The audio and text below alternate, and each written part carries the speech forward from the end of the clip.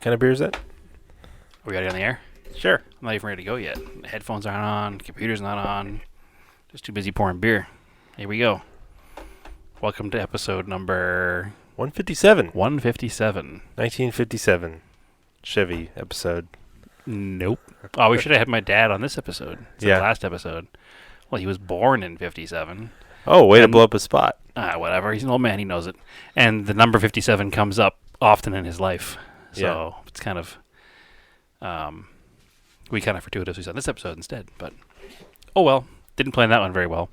You asked what kind of beer I just poured you. Yeah, what did you pour? I poured you an Arizona Wilderness Brewing Company American Presidential Stout. It has an eagle and a hop on the can. It's a Russian Imperial Stout. Ooh, that's chocolatey. It has cacao nibs. Yeah. And Arizona hot peppers. Oh, Russian Imperial that's what Stout. That weird aftertaste is. is. But it's 11.5% alcohol, so I brought 1 pint over to split because we don't need to get drunk. This is actually a very difficult beer to get, supposedly. It was like a one run only, and there was a line of, as the person who gave it to me called Weird Beards, waiting in line to buy it at the brewery. Yep. He's not wrong. I'm sure there was. It came from Ron LP, our former guest and friend of the show, and also starring and owner. Beer connoisseur. It does have an Abraham Lincoln quote in the back, though, which is... It's got the Japanese Trans Am. Pretty interesting. I believe if we take the habitual drunkards as a class, their heads and their hearts will bear an advantageous comparison with those of any other class. There seems ever to have been a proneness in the brilliant and warm-blooded to fall into this vice. Yep. Quote, Abraham Lincoln. There's definitely a uniform of people who go to breweries on release day. Yeah. I don't go to breweries on release day, but I unfortunately think I might fit the uniform. Sorry, guys. So I don't have glasses by choice, though. I can't see without them. Yeah. I'm kind of pigeonholed by that in itself. The beard is by choice. The beard is by choice. Yes, I do enjoy having a beard. It gives me something to, I don't know, mess with the mic here. I guess so. Spill food in. Yeah. Make a general mess out of. Oh man, so you're home, you're trying to get some project car stuff done-ish. Some of your, I don't even know if they're project cars. They're just cars that you have that you're trying to get finished so you can get rid of them. They're all project cars. I mean, every one of them is a project. Whether how big or how small. Yeah. So there were 2 main goals coming home this week. Mm-hmm. One, I came home for my daughter's birthday. So I did that. And then I was also hoping to get the Eclipse door in paint and have the Eclipse all put back together. Yep. I'm pretty much ready for Radwood at that point. And I was hoping to get the Saab axles replaced so I can sell said Saab. Yeah, if anyone wants a Saab 9000. Yeah. Make a great deal on a good car. Has 1 axle at the moment, as we'll get to in a minute. And that 1 axle is broken. But we'll get to that in a minute. I haven't painted the Eclipse door yet. It is in primer. Yeah. It is ready to be sanded and painted. But the weather here has... weather podcast. The weather here has not been advantageous for painting outdoors. It's either been 90 degrees with 80% humidity plus, or it's been raining. Mm-hmm. So neither one of those are good for painting. Mm-hmm. It's looking like tomorrow morning might actually be cool and like 50% or less humidity. Yeah. So if I get up early enough tomorrow morning, I should be able to paint the door tomorrow morning. Hopefully. Fingers crossed. No promises. But I'd like to have it done because next time I come home will be Radwood in October, and I want the car done for that show. Sure. So... that's the whole point of coming home for that show, is to have a car for the show and then drive that car home afterwards. Mm-hmm. Because I was supposed to, after the last time I was here, when I bought the car in Alabama, and we were supposed to road trip it to the Radwood in NorCal, but due to personal family matters, didn't wind up going. So you do a makeup trip. Mm-hmm. So hopefully that'll be done. Paint-wise, at least tomorrow morning, and then assembly at some point during the day, because I am flying back to Arizona tomorrow. So, this being recorded, obviously, probably a week before you hear it, so I'm already back in Arizona. That's right. And the car's already done. and everything is great. Yeah, it all worked out. I'll put the positive spin on it now, and there'll be no question later on, right? So, yeah, the car sits ready to be sanded. It's in primer. I'm doing the top portion of the door. We talked about it before because I did the bottom section. You tried to cut through it, right? And it just went right through the paint? It went right through the paint. So, short version of the long story. Everybody already has heard about the car. If not, go back 3 or 4 episodes, and there's a whole thing about the car. It's the German market Eclipse. It was smashed in the rocker panel and quarter panel. I fixed that, and then I painted the lower section of the door and the rocker and the quarter because I thought that it was going to be just temporary paint and it wasn't going to look very good. But the problem is it came out really good. Yeah. So it made the top of the door look terrible. Mm-hmm. Now, the door was replaced in the accident with another red door. Mm-hmm. But whatever car that red door had come off of had been painted in like a quick Mako paint job. Like just spray the whole car in single stage red to make it look shiny for resale or whatever. So the paint on the door that was above the molding that I didn't paint was all chalked out and faded and was kind of that Mitsubishi pink. It was no longer Which red. is weird because a lot of Mitsubishi paint is like, or a lot of Mitsubishi red is single stage, it seems. Yes. Yeah, especially in that era. It all was red in that era. A lot of red paint in general in that era was still single stage. A lot of non-metallics, I should say, were single stage. But it's strange that car had clear coat on it. I don't think it did factory. Okay. I think that car's been painted as well at some point. Okay. Parts of it have. Maybe it did. Who knows? So that door was a red door off of another car. Mm-hmm. So the red paint didn't match the rest of the car. So that's why the top of the door stood out so much now, because the bottom of the door, the bottom of the fender, and the bottom of the quarter panel and the rocker panel all look brand new. So I decided that maybe I could be able to rub through the bad red paint on the door and expose the factory red paint, because again, the door wasn't damaged. Mm-mm. The car probably had like faded top surfaces, and somebody was like, "Oh, Mako, $800, paint the whole car." Mm. So I thought I could get that paint off, but I could not without damaging the paint underneath. So then I had an even bigger mess. So I then wound up taking the DA to the whole door. Yep. Stripping the whole door down. Not stripping it down, but making it flat. Taking out some scratches that were in it, and then feathering the edges out to make it flat for primer. And I primed the whole top of the door. So now the top of the door is in gray primer. The bottom of the door is in fresh red paint. And then somewhere in between, the molding will cover the line where the two shall meet. Nobody will see it. It's behind the black molding, so it's fine. And it won't like peel because it's behind the black molding, so it'll be okay. But I'm doing it right. I pulled off the belt molding. I pulled out the door handle. I pulled out the moldings. Pulled the mirror off because I won't have like tape lines and weirdness going on. So it'll be done correctly. And honestly, if I paint one panel on the car for next few times I come home, maybe the whole car will be painted eventually. I guess so. Hands. Yeah, I guess so. We'll see how it looks. But I was so happy the bottom came out that I was like, now I have to do the top because now the top sticks out like a sore thumb. So that's where we stand. Obviously, like I said, I painted it in the morning. You hear this later. Everything was great. It looks perfect. Best in show. That's not going to happen. Sure. There is no best in show.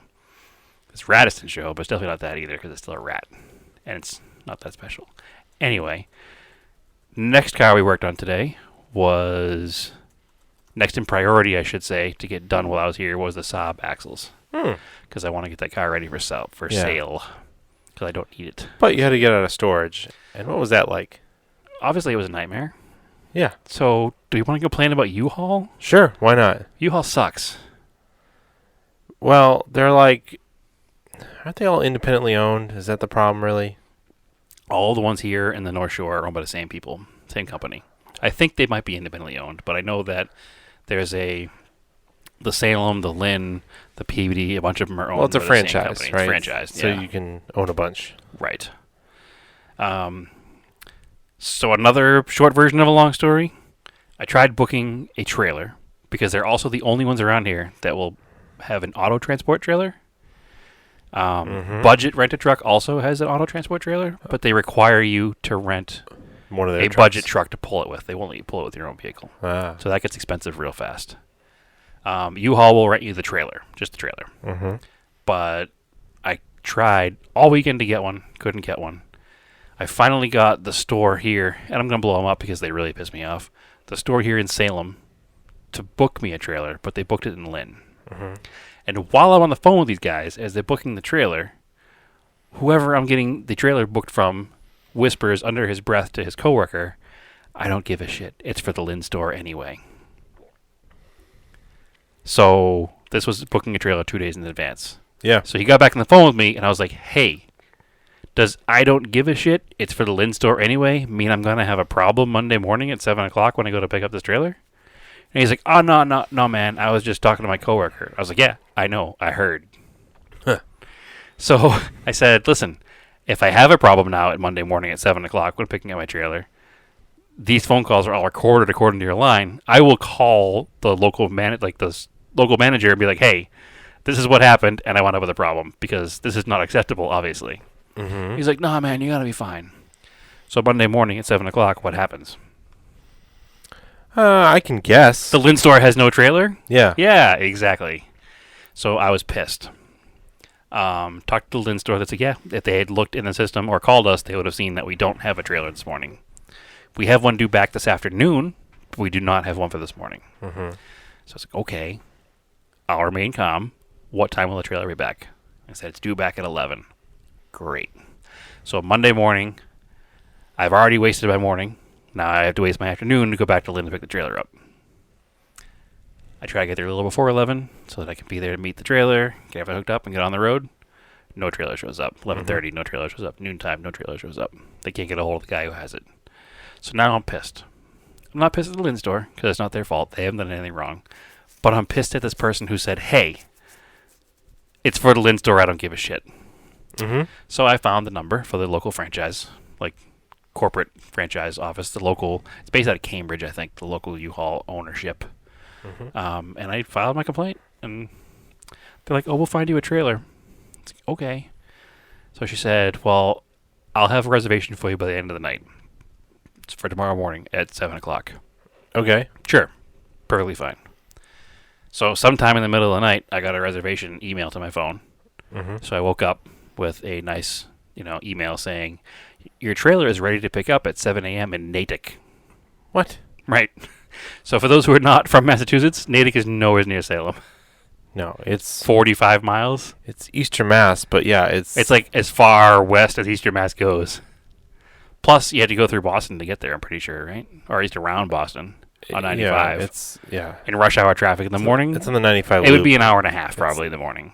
It's not convenient.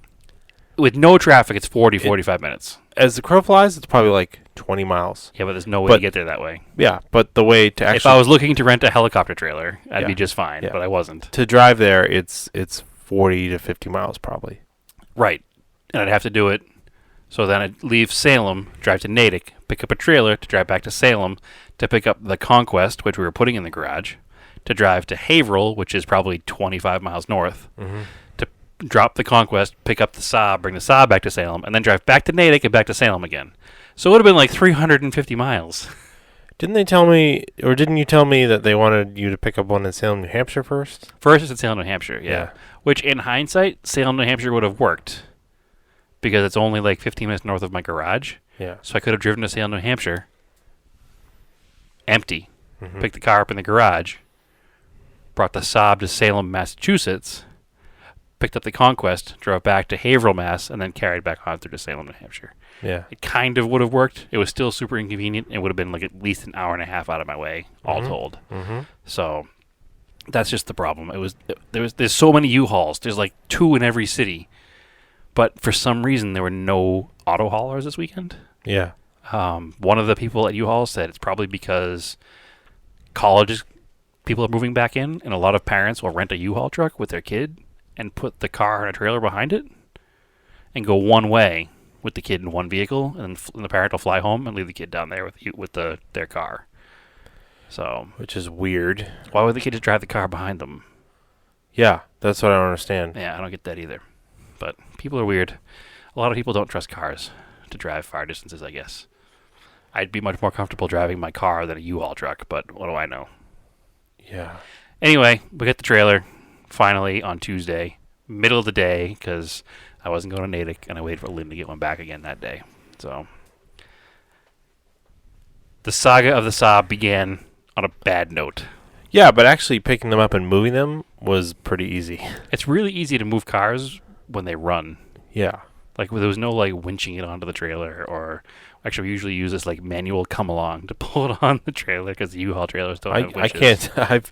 I've pushed more cars on U-Haul trailers than actually driven them. Yeah, and usually they've been mine. So thank you, Andrew. I've had my fair share. Also true.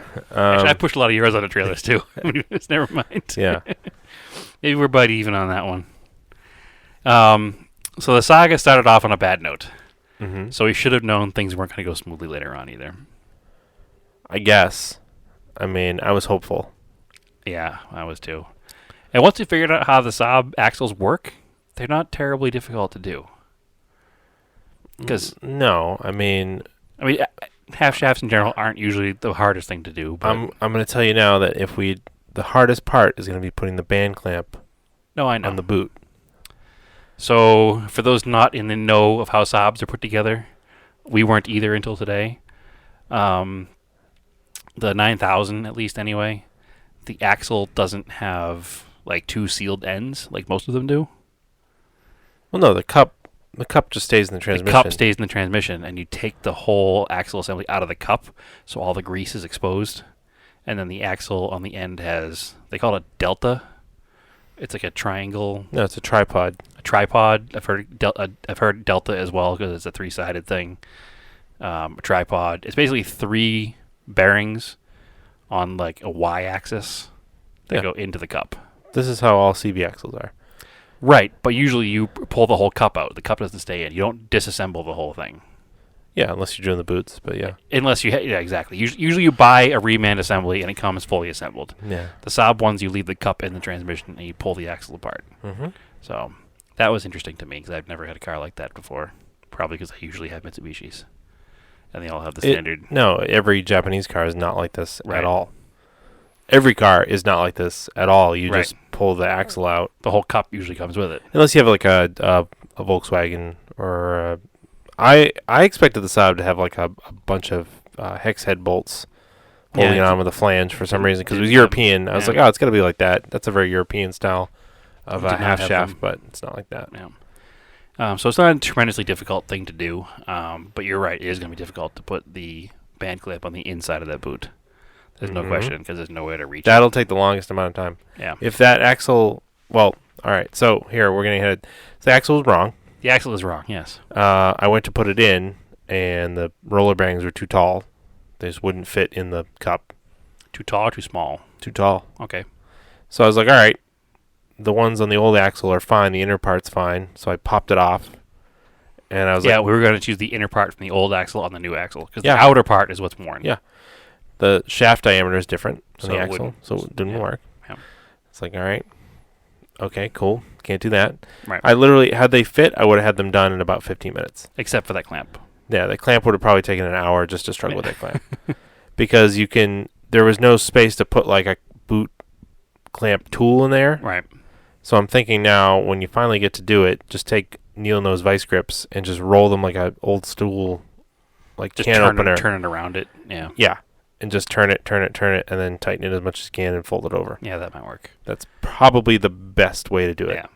So anyway, I'm literally flying out of here tomorrow, and my car is broken on the lift in your dad's garage. Yeah. Cool. Well, I cool. can pop the old one back in, If we had to. and it'll move. I did, but I don't want to do that. Mm.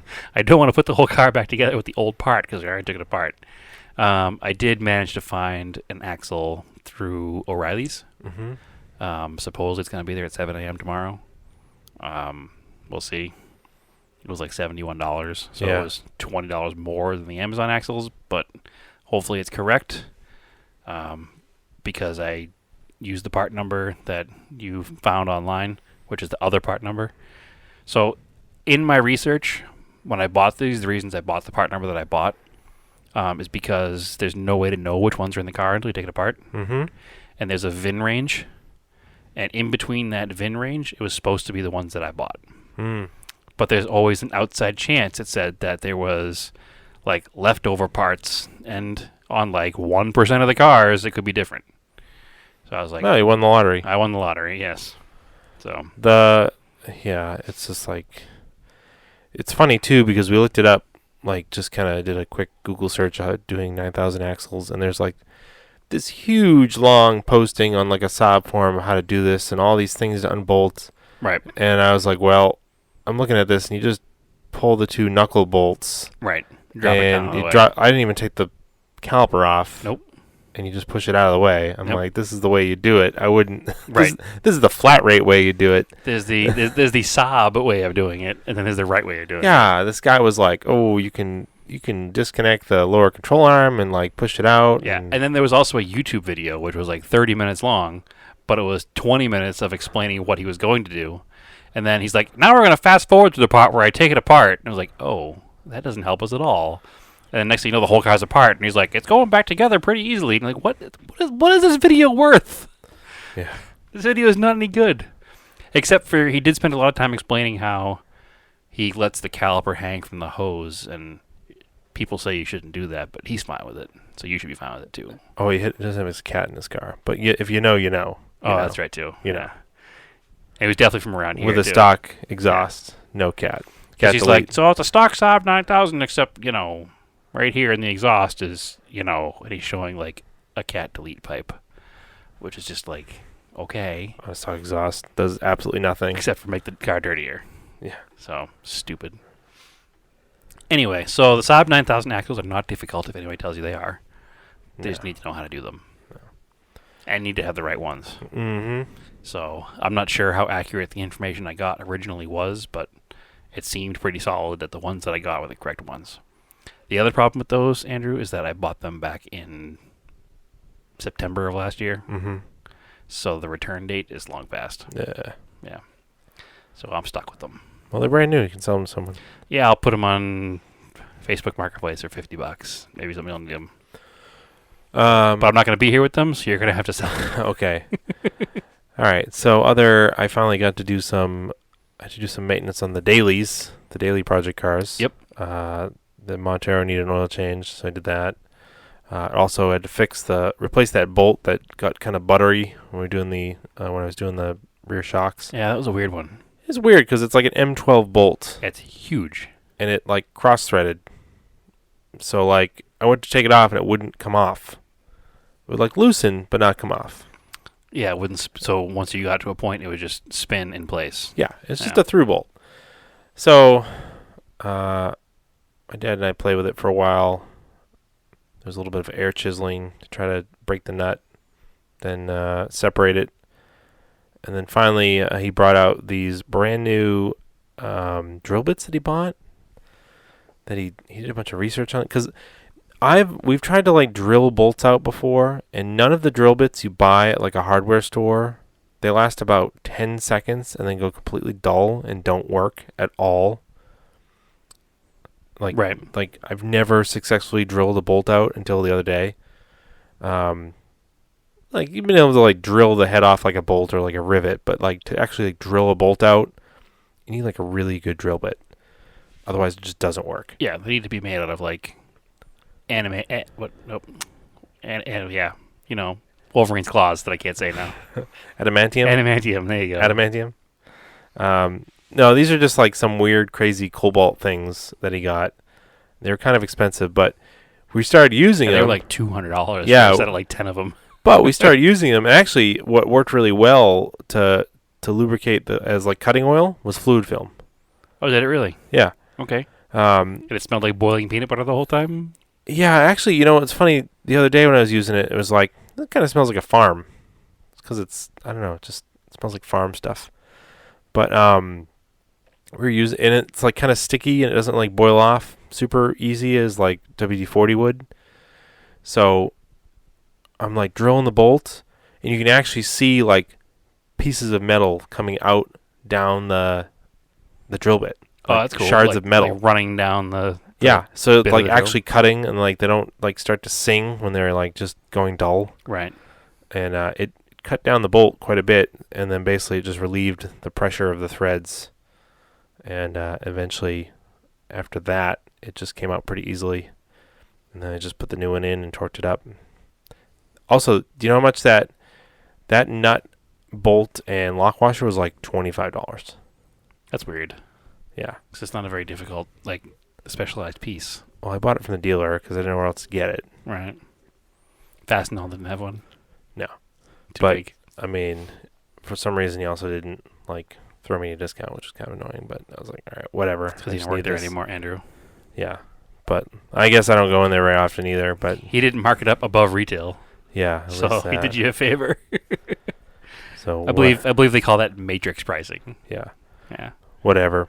Screw the customer pricing. Yeah, so that was pretty straightforward. And the next day, WRX was overdue for an oil change. Mm-hmm. So I did that. And then for like, it comes and goes where there's times where I smell coolant in the car and I track down a leak and I fix it.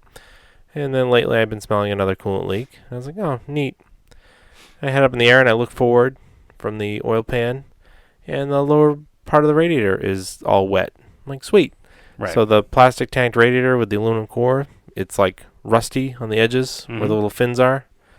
The little fingers that hold the core together. So that it must be where it's separating, and now coolant's coming out. Yeah, it's leaking out of where it looks like where there would be a like automatic transmission cooling line. Yeah, but It's it's where leaking out of. Yeah. it's where the tank and the core meet. Yeah.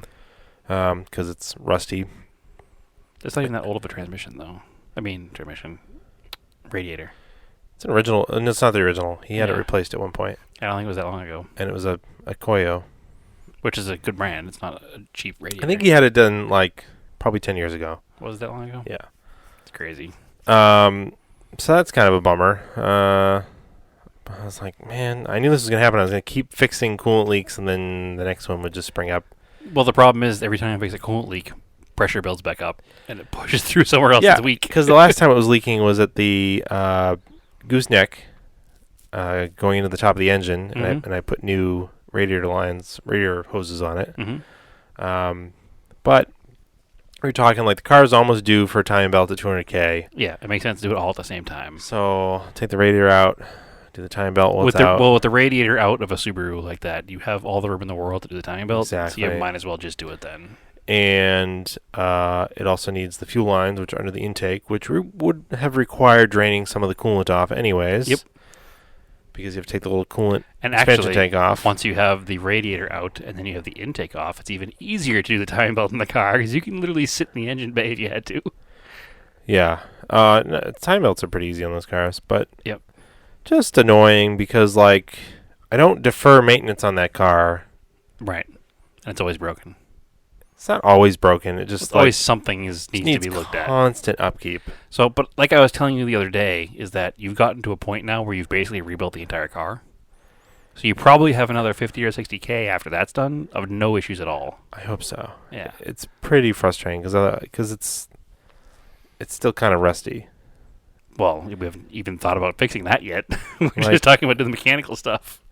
It still needs a fender. Yep. The doors are starting to rot away. Right. But that's something you don't even worry about. Just run it. Yeah. That's not an issue. You're not gonna restore the car to concourse spec. You're just gonna use it. So as long as it runs reliably and all the stuff that you're fixing is gonna make it that way, because I mean, literally, you've done everything from the back of the car to the front of the car. There's nothing left. Everything is new, so you'll have a good run of no maintenance for a while. Yeah, I hope so. I mean, you've done everything. The funny thing is, though, like I said, most of the parts cost like the fuel line parts. All the parts collectively was like $100. Right. The radiator, $100. just like a eBay racing one. Yep. Aluminum one. Yep. $100. Actually, $88. Yeah, we'll call it 100. So yeah, but it's like, timing belt set, $100. it'll probably be $100. Yeah, Yep. it's just like the labor though is what. It's like 15 hours of labor all told, but Yeah. whatever. Yeah. You'll knock it out in 6. It's okay. Yeah. I mean, you'll have it done in a day. It's not going to, or maybe No. a weekend. No, be a couple days. Yeah, be a I'll weekend. stretch it over a couple days because otherwise I'll want to kill myself. Because it's just so 'Cause your tedious, car, annoying. You're done with it. Yeah. It's not a profit. It's a loss. Yeah, and it's not like none of those things make it better or faster. No, but they make it run forever. Yeah. I mean, any car is going to get to that point where even your fun cars, like say your Talon, someday it's going to be the point where it's like, I did all this stuff. 25 years ago, I have to do it all again now. And it's not going to make the car any faster. It's just going to keep the car running on the road. So Yeah, I guess, but that stuff's more fun. yeah, because you don't have to drive the car every day. Yeah, exactly. Which is why it's I'm good. not relying on those cars. But it's why it's good to do the WRX now while it's summertime. Yeah. So you have the Montero to drive as well. Yeah. Or the Galant to drive, or the Talon to drive. Speaking of the Galant, I can't really drive it because I can, but it's annoying. So I did order gaskets for the throttle body. Mm-hmm. Which is easy. In comparison to all the stuff that Subaru needs. Yeah, it's easy to pop the throttle body off the car. Right. It's right on the top. But that's what we're talking about. That's not going to make the car faster.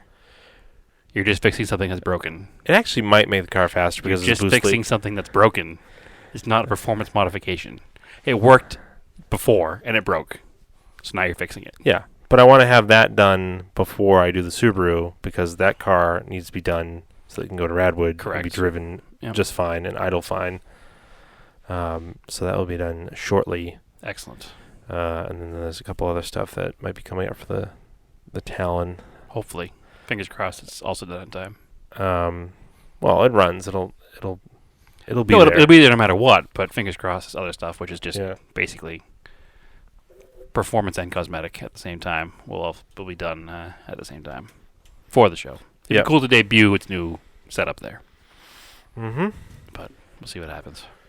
So yeah, it was just like a bunch of disappointing car maintenance. Mm-hmm.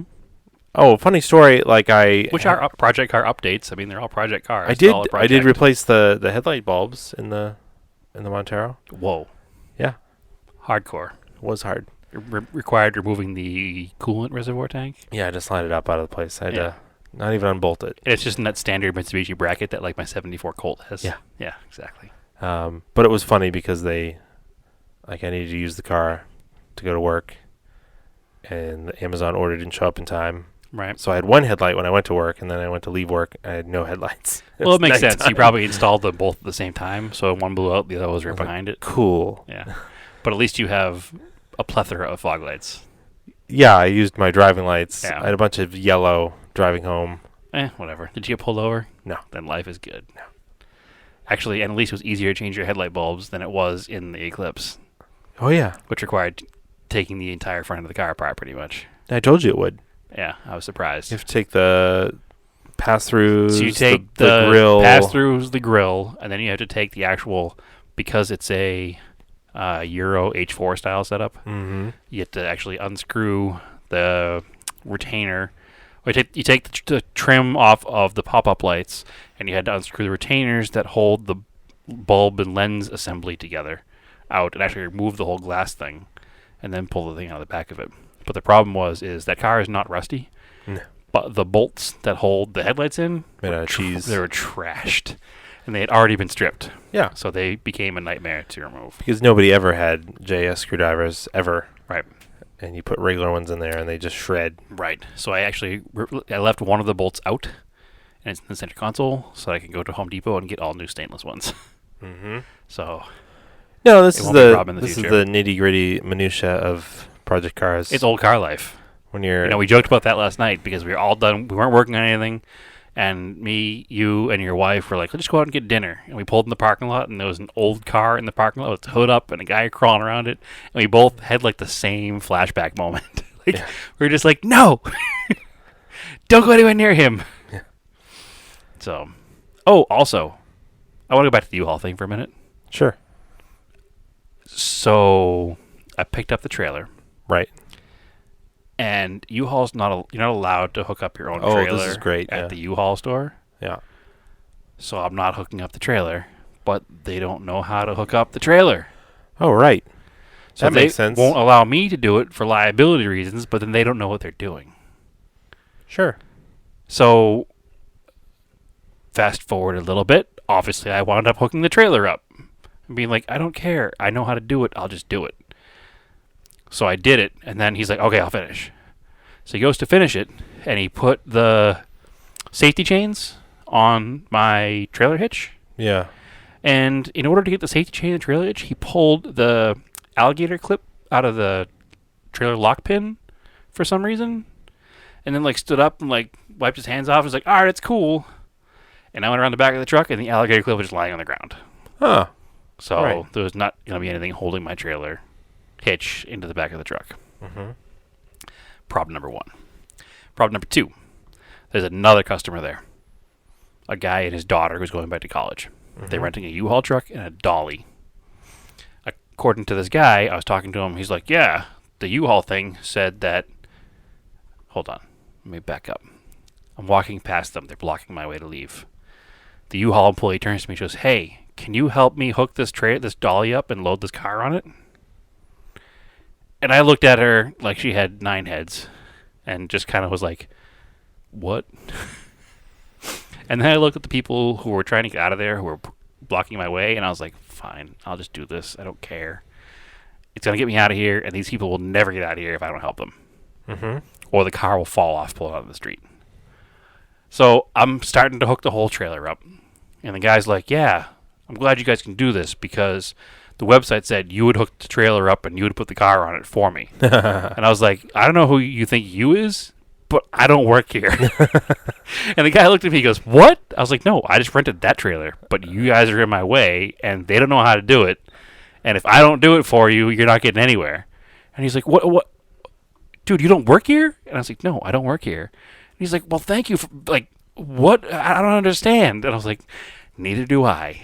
I've been trying to get a trailer for 2 days. I finally got one, and now I can't leave because she parked this thing right in front of me. So I'm going to hook your trailer up, and put your car on the trailer. Just step back. So I wound up hooking their car dolly up, loading their car on the car dolly, ratcheting it down, and sending them on their way. So, What kind of car was it? like a 2009 Honda Civic. Nothing spectacular. Same thing. Why are they not just driving the car to college? I don't know, but it was... Why are they towing it?